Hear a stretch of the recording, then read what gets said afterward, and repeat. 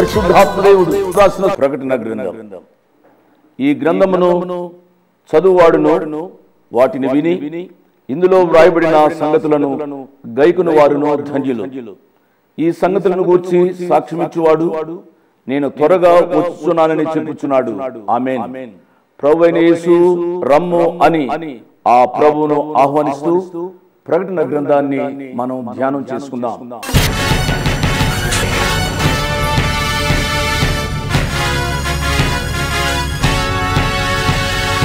అదిగదిగో కడబూరా రోగునే త్వరలోనా, అదిగదిగో కడబూరా రోగునే త్వరలోనా,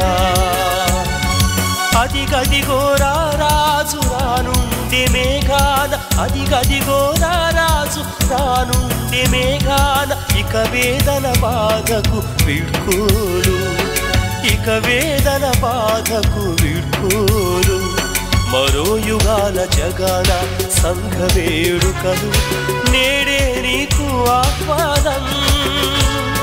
శుద్ధుడవవు యేసు రక్తాన, శుద్ధుడవవు యేసు రక్తాన, రేపటి యుగాల ప్రతి అడుగు తెలుసుకో ప్రకటన గ్రంథ ధ్యానానా, తెలుసుకో ప్రకటన గ్రంథ ధ్యానానా, తెలుసుకో ప్రకటన గ్రంథ ధ్యానానా. క్రీస్తు యేసు పరిశుద్ధ నామాన్ని బట్టి మీ అందరికీ శుభాశీస్సులు. ఎలా ఉన్నారు? బాగున్నారా? మన జీవితాల్లో దేవుడి కృప లేనిదే మనం బ్రతకలేం. ఆయన కృపను బట్టే మనము ఈరోజు సజీవులుగా ఉన్నాము అనే ఆత్మీయ సత్యాన్ని మనం తెలుసుకోవాలి అని అంటే ఈ రక్షణ సువార్త విని రక్షణ పొందాలి. ఇంత గొప్ప అవకాశాన్ని సద్వినియోగం చేసుకొని కోట్లాది ప్రజలు ఈ రక్షణ సువార్త వినేటట్టు వారు వెళ్ళలేకపోయినా వెళ్ళేలాంటి యేసు అనుచల పరిచర్యను ప్రోత్సహించి బలపరిచిన ఒక కుటుంబము మిస్టర్ అండ్ మిసెస్, వారు అమెరికా నుంచి కార్యక్రమానికి సహాయపడుతున్నారు. యేసు అనుచల పరిచర్యను ఎంతగానో ప్రోత్సహిస్తున్నారు. వారి కొరకు ప్రత్యేకంగా ప్రార్థిస్తాం. కృపా సత్య సంపూర్ణుడైన దేవ, జీవం కలిగిన మా దేవ, మీ పరిశుద్ధ పాదాల దగ్గరికి దంపతులను తీసుకొని వస్తున్నాం. వారికి ఇచ్చిన 2 సంతానాన్ని బట్టి మీకు స్తుతులు స్తోత్రాలు ప్రభువా. 2 బిడ్డల్ని మీరు దీవించి ఆశీర్వదించి ఆధ్యాత్మికంగా బలపరిచి మంచి ఆయుష్ని ఆరోగ్యాన్ని ఆశీర్వాదాన్ని బిడ్డలకు అనుగ్రహించమని మేము వేడుకుంటున్నాం. బిడ్డ కొరకై కూడా ప్రార్థిస్తున్నాం తండ్రి. బ్రదర్ గారికి మంచి ఆరోగ్యాన్ని దయచేయండి, సిస్టర్ గారికి మంచి ఆరోగ్యాన్ని దయచేయండి. అదేవిధంగా బ్రదర్ గారి సహోదరి వారికి ఉన్న ఆర్థిక ఇబ్బందుల నుంచి విడుదల కొరకే, నూతన గృహం కొరకే కూడా మేము ప్రార్థిస్తున్నాం తండ్రి. ఈ కుటుంబాన్ని మీరు నిండుగా మెండుగా దీవించమని, ఏ జీవితాలైతే ప్రభావ దేవుని కృపను బట్టి అయితే కొనసాగింపబడుతున్నాయో దేవుని కృపని గ్రహించే ఆత్మీయ అనుభవంలోకి నడిపించండి ప్రభావ. వీరి పేర్లు మేము చదవకపోయినా సమస్తాన్ని ఎరిగిన దేవుడి ప్రభా, పేరు పెట్టి పిలిచే దేవుడు మీరున్నారు అనే నమ్మకంతో ప్రభా ఈ కుటుంబాన్ని, వారి 2 బిడ్డల్ని, వారి సహోదరిని, వారి కుటుంబాన్ని మీ పాదాల దగ్గరకు తీసుకొని వస్తున్నాం తండ్రి. మీ ద్వారా ఈ కుటుంబానికి వాక్యం ఇట్టిన ప్రతి బిడ్డకి వాక్యం విని రక్షణ తీర్మానం తీసుకోబోతున్న బిడ్డలకి మీ ద్వారా ప్రేరేపింపబడిస్తున్న వాగ్దానము, ఆజ్ఞ, సూక్తి తండ్రి. దేవుని వలన నీవు కృప పొందితివి.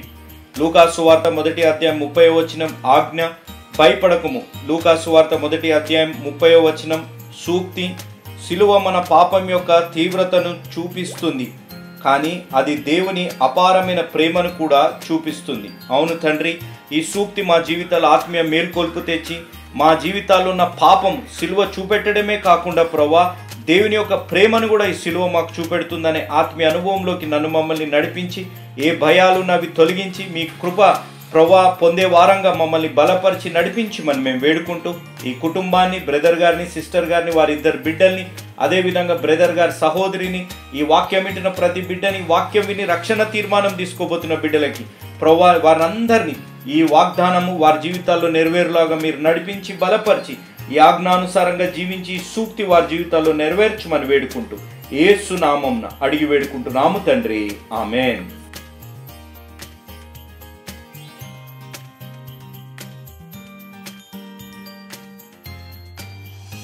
Praise the lord. ఎలా ఉన్నారమ్మా? ఎలా ఉన్నారు బాబు? మీరందరూ బాగుగా ఉండాలని ప్రతిరోజు మీ కొరకు మేము ప్రార్థన చేస్తున్నాం. మీరందరూ బాగుగా ఉన్నారని మేము విశ్వసిస్తున్నాం. మీలో ఎవరైనా అనారోగ్యంగా ఉంటే మేము ప్రార్థన చేయ నిమిత్తము దయచేసి ఫోన్ ద్వారా కానీ ఉత్తరం ద్వారా కానీ తెలియపరచండి. యేసు అనుచరుల కార్యాలయంలో ఒక ప్రార్థనా గుంపు ఉంది. ప్రతి శనివారము ఉదయకాలం 10 గంటల నుంచి సాయంకాలము 5 గంటల వరకు నిర్విరామంగా మీ కొరకు మేము ప్రార్థన చేస్తూ ఉంటాం. ప్రతిరోజు సోమవారం నుంచి శుక్రవారం వరకు దినానికి 3 పర్యాయాలు ప్రభు యొక్క పాద సన్నిధిలో మీ కొరకు విజ్ఞాపన చేస్తున్నాము అనే విషయాన్ని నేను జ్ఞాపకం చేస్తున్నాను. ప్రభు వారు అనేక ప్రార్థన మనవులకు జవాబిస్తున్నారు.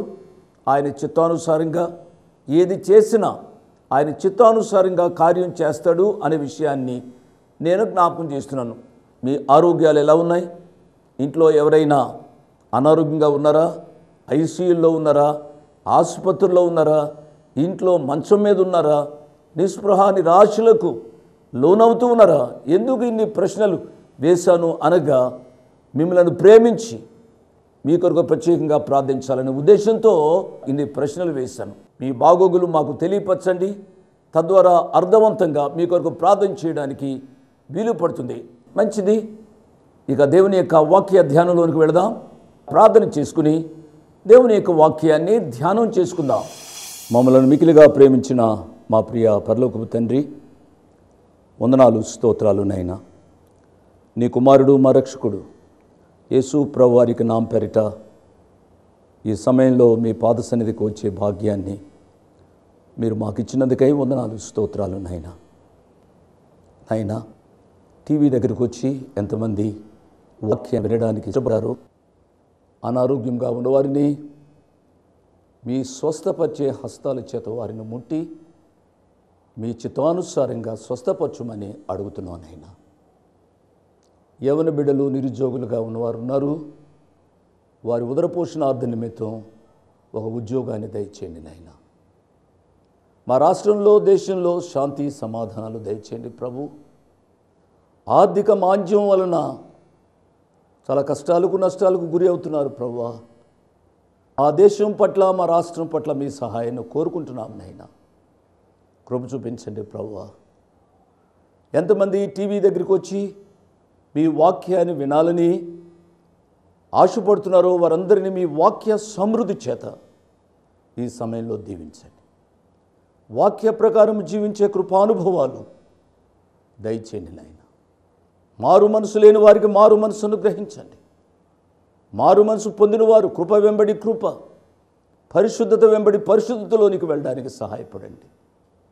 ఈ కార్యక్రమం అనేకులకు ఆశీర్వాదకరంగా అంగీకరించుమని యేసయ్య నామమున స్తుతించి ఘనపరిచి వేడుకుంటున్నాము తండ్రి.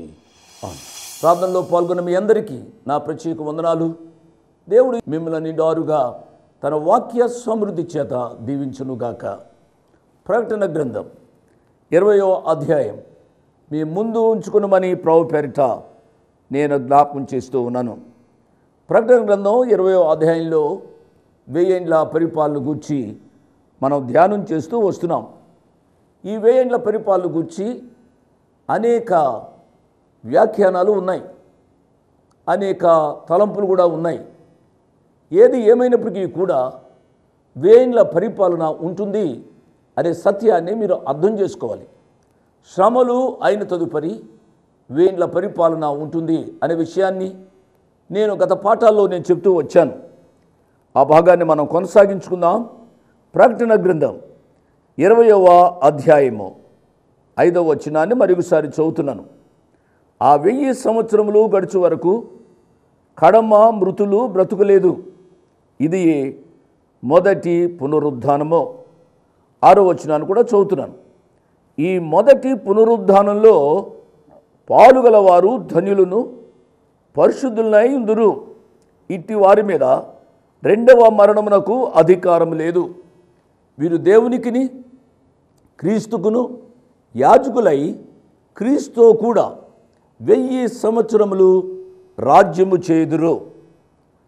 ఈ మొదటి పునరుద్ధానంలో పాలుగలవారు ధన్యులు. ధన్యులు అనగా ఇంగ్లీష్లో బ్లెస్సెడ్ పీపుల్ అని ఉంది. ఆశీర్వదించబడినవారు.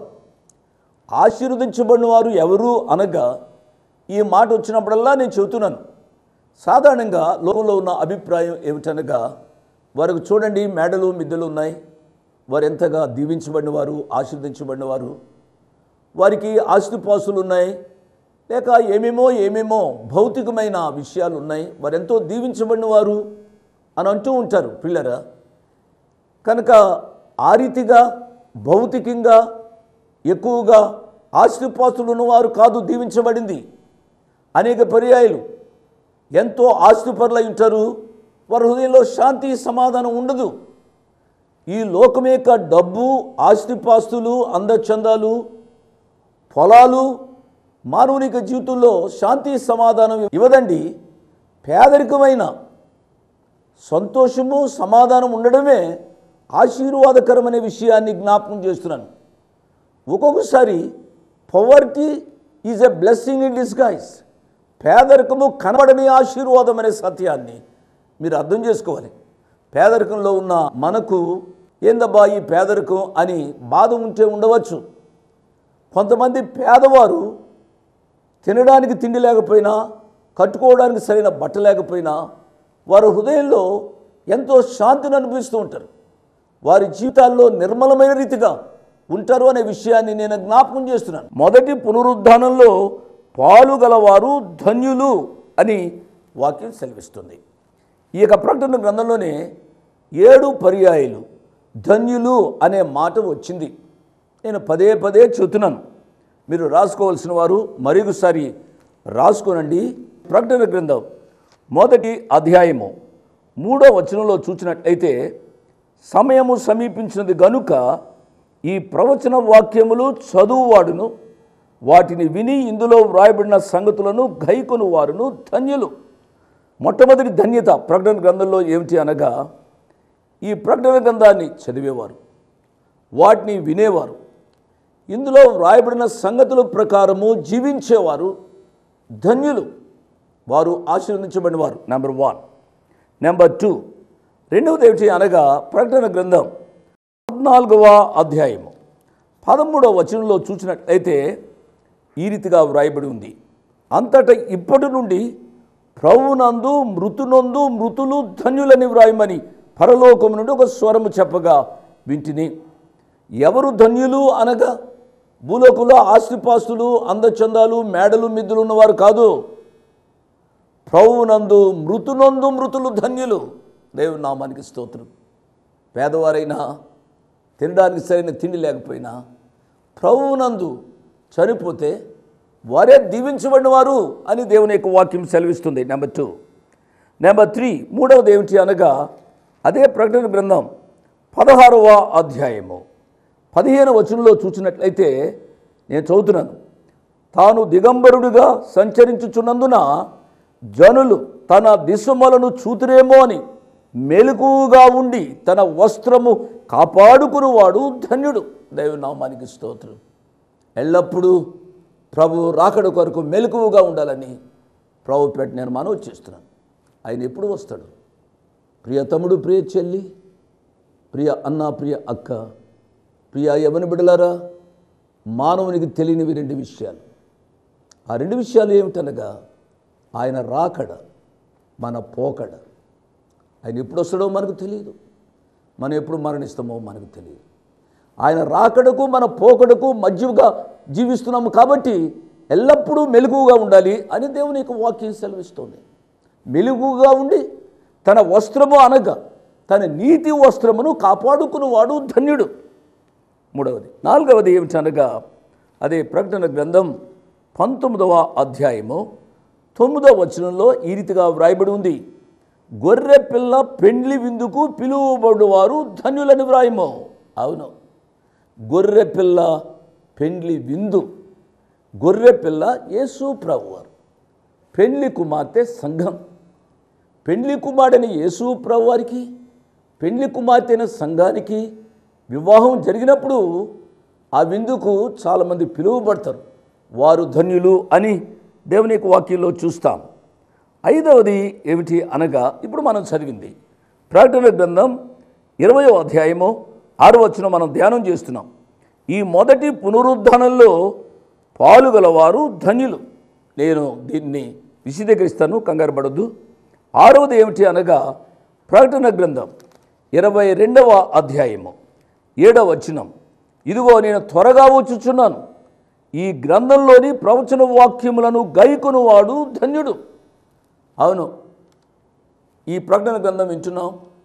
ప్రకటన గ్రంథాన్ని జోషన్న చాలా బాగా చెబుతున్నారు అని చెప్పడం కాదు ముఖ్యం.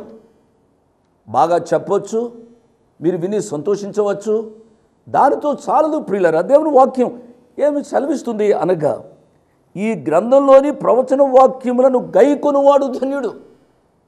మీరు వాక్యాన్ని వింటున్నారు, thank you very much, may God bless you. దేవుడు మిమ్మల్ని దీవించునుగాక. ఏ వాక్యానైతే వింటున్నారో ఆ వాక్య ప్రకారము జీవించడానికి మీరు తీర్మానం చేసుకున్న వాళ్ళని ప్రభు పేరిట మనవి చేస్తున్నాను.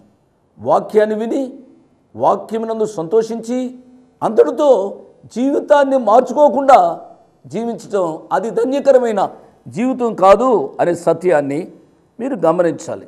లాస్ట్లీ, చివరిగా ప్రకటన గ్రంథం 22వ అధ్యాయము 14వ వచనంలో చూసినట్లయితే ఈ రీతిగా వ్రాయబడి ఉంది.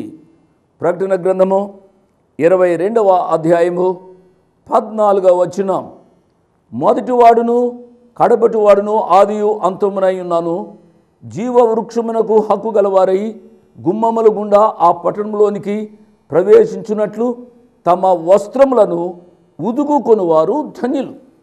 ఈ విషయాలు నేను జ్ఞాపకం చేస్తాను.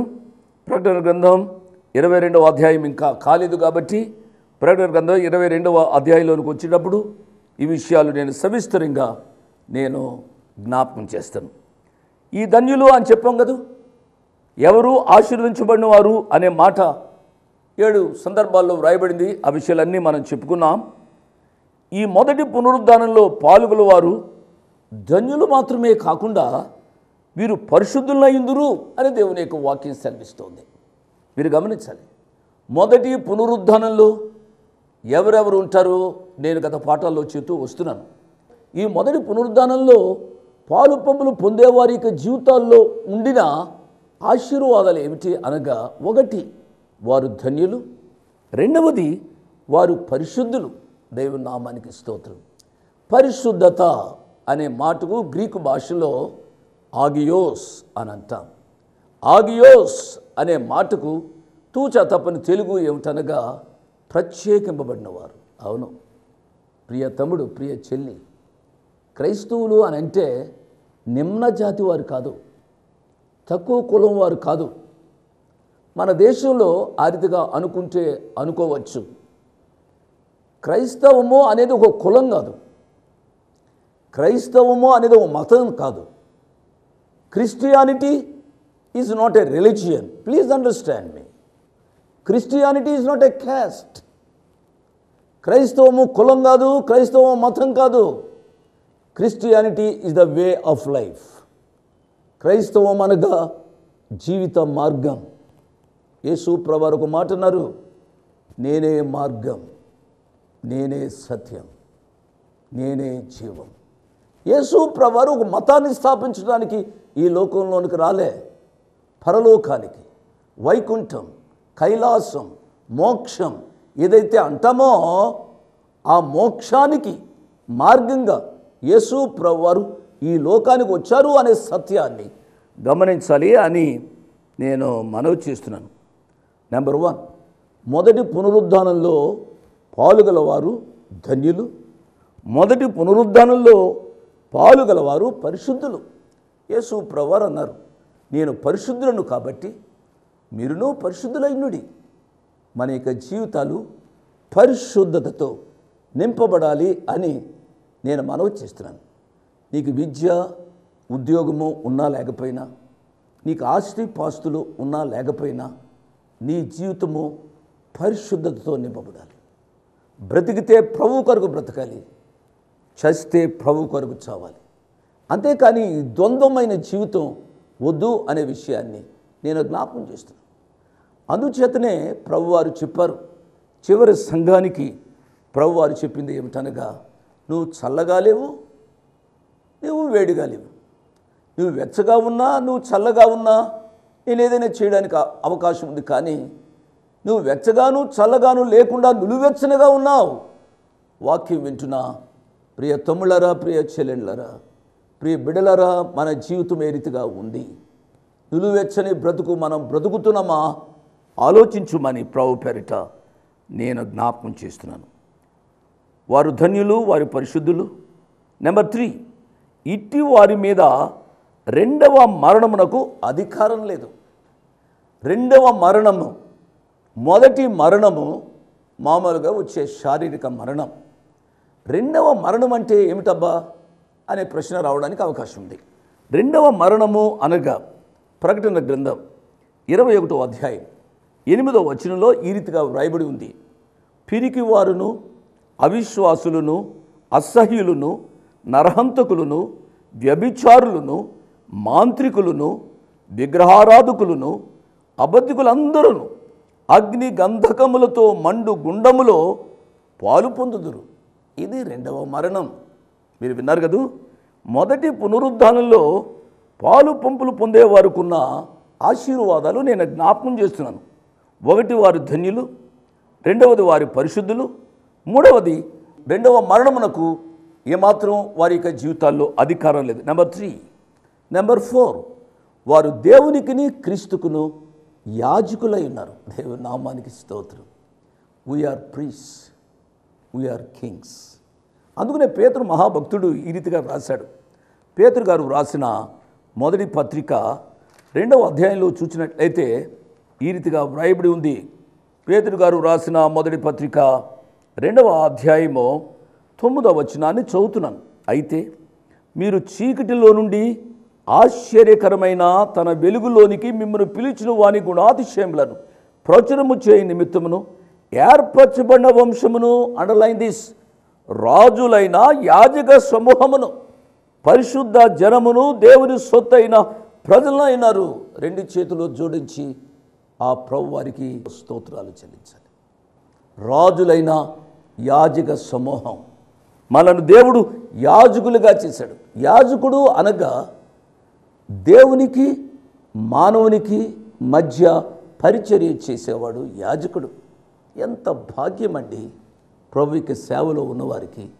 మనము దేవునికి ప్రజలకు సేవ చేస్తున్నామనే సత్యాన్ని మనం గ్రహించి పరిశుద్ధమైన సేవ చేయాలి అని నేను మనవి చేస్తున్నాను. నెంబర్ 4, నెంబర్ 1 ధన్యులు, నెంబర్ 2 పరిశుద్ధులు, నెంబర్ 3 రెండవ మరణమునకు అధికారం లేదు, నెంబర్ 4 వారి యాజకులు, నెంబర్ 5 క్రీస్తుతో కూడా 1000 సంవత్సరములు రాజ్యము చేయుదురు అనగా వారు రాజులు. అమ్మ బాబు, వాక్యాన్ని వింటున్నావు కదా.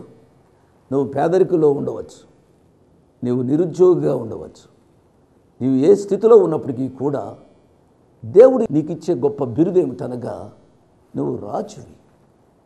ఈ సత్యాన్ని ఎన్నడూ మర్చిపోవద్దని ప్రభు పేరిట నేను మనవి చేస్తున్నాను.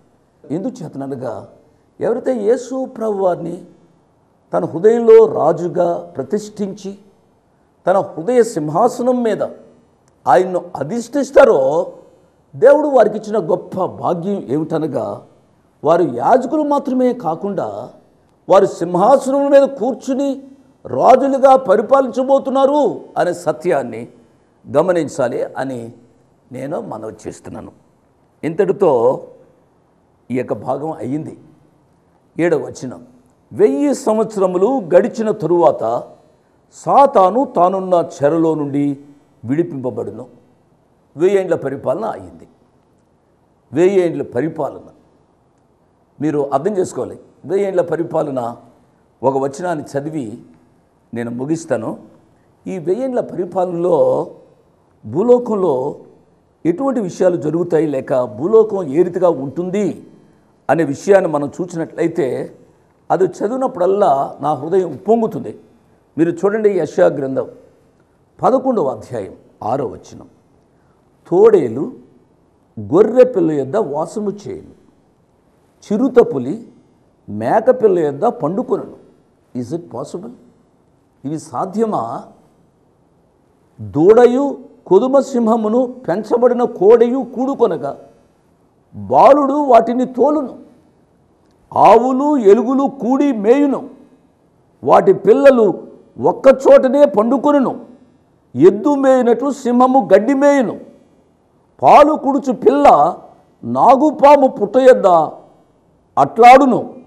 మిడినాగు పుట్ట మీద పాలు విడిచిన పిల్ల తన చెయ్యి సాచును. ఎటువంటి ఆహ్లాదకరమైన రాజ్యము అండి ఆ 1000 ఏండ్ల పరిపాలనలో రాజ్యం ఉండబోతుంది. ప్రియ తమ్ముడు, ప్రియ చెల్లి, నేను ముగిస్తున్నాను. అటువంటి 1000 ఏండ్ల పరిపాలనలో నీవు పాలిభాగస్తుడు కావాలన్నా, పాలిభాగస్తురాలు కావాలన్నా యేసు ప్రభువాన్ని నీ హృదయపు రాజుగా ఆహ్వానించువని ప్రభు పేరు నేను మనవి చేస్తున్నాను. నువ్వు క్రైస్తవులు అయినందుకు, క్రైస్తవురాలు అయినందుకు, లేక ఏదో మతాన్ని పుచ్చుకున్నందుకు పరలోక రాజ్యము నీ స్వాస్యం కాదు. పరలోక రాజ్యము నీకు స్వాస్యం కావాలి అనగా 1000 సంవత్సరాల పరిపాలనలో నీవు పాలిభాగస్తుడు కావాలి అనగా ఇదియే అనుకూల సమయం, ఇదే రక్షణ దినం. మరుక్షణం నీది కాదు. సజీవంగా ఉండగా మోకాళ్ళ మీదకి వచ్చి, ప్రభువా నేను పాపిని ప్రభు, నన్ను క్షమించుమని నోరారా హృదయపూర్వకంగా నీవు ఆ ప్రభుని వేడుకునమని ప్రభు పేరిట నేను మనవి చేస్తున్నాను. ఆల్రెడీ ఇటు కార్యం చేసిన వారికి నా 2 చేతులు జోడించి వందనాలు చెల్లిస్తున్నాను. ఆ కార్యం చేయని వారు ఏదో సమయాన్ని తీసుకుని ఆ కార్యం చేసి 1000 ఏండ్ల పరిపాలన కొరకై సిద్ధపడమని నేను మనవి చేస్తున్నాను. అట్టి కృప పరిశుద్ధాత్మ దేవుడు విన్న ప్రతి ఒక్కరికి అనుగ్రహించునుగాక. Praise the lord. మీ ముందుకు రావడానికి ఒక ప్రాముఖ్యమైన కారణం, మేము ఈ టీవీ పరిచర్యని ఎందుకు ప్రారంభించాం, ప్రాముఖ్యంగా తండ్రి అయిన నాన్నగారు, కీర్తిశేషులైన నాన్నగారు జోష్ అన్నగారు ఎందుకు ప్రారంభించారు అనేది వారి మాటల్లోనే విందాం. ఈ కార్యక్రమాన్ని నిర్వహించడానికి నేను ఎంతో ధైర్యం చేశాను అనే విషయాన్ని జ్ఞాపకం చేస్తున్నాను. డబ్బుండి కార్యక్రమాన్ని ప్రారంభించలేదు. నన్ను రక్షించి ఇంతవరకు పిలిచిన ప్రభు ఉన్నారు అని, తదుపరి విశ్వాసులైన మీరు ఉన్నారు అనే ధైర్యంతో ఈ కార్యక్రమాన్ని కొనసాగిస్తున్నాం. విన్నారు కదా, నాన్నగారు ఏ ధైర్యమైతే వారు చేసి టీవీ కార్యక్రమాలని ప్రారంభించారు. మన రక్షకుడైన యేసు ఉన్నారని, విశ్వాసులైన మీరు ఉన్నారనే ధైర్యంతోనే ఈ టీవీ కార్యక్రమాలని మేము కొనసాగిస్తున్నాం గత సంవత్సరాలుగా. ఇక ముందు కూడా మేము కొనసాగించాలి అని అంటే మీలో విశ్వాసులైన మీరు, ప్రేరేపింపబడ్డ వారు మీరు, వచనం వెంబడి వచ్చిన ధ్యానాలు జోషన్న గారివి, పాయింట్ వైజ్ ధ్యానాలు జాన్ స్పర్జన్ గారివి, హీరోస్ ఆఫ్ ది బైబిల్ అనే సిరీస్ ధ్యానాలు భక్త్ సింగ్ నావి కొనసాగేటట్టు మీరు ప్రేరేపింపబడితే, మీరు సహాయం చేసి మీరు నేరుగా నాతోని మాట్లాడవచ్చు. నాతో మాట్లాడి మాకు సహాయం చేయాలనేది నా మనవి. కాబట్టి మీరందరూ ఏ భారమైతే, సేవా భారమైతే నాన్నగారు గత 40 సంవత్సరాలుగా ముందుకు కొనసాగించారు, ఇప్పుడు యవనస్తులమైన మా అన్నగారు జాన్ స్పర్జన్ గారు మాపై ఉంది. కాబట్టి మీరు కూడా ఏ విధంగా నాన్నగారిని అయితే ప్రోత్సహించారు, నాన్నగారిని ఆదరించారు, మమ్మల్ని కూడా ఆ విధంగానే ప్రోత్సహించి ఆదరిస్తారని నమ్ముచు సెలవు తీసుకుంటున్నాను. దేవుడు మిమ్మల్ని దీవించి ఆశీర్వదించునుగాక. ఆమేన్.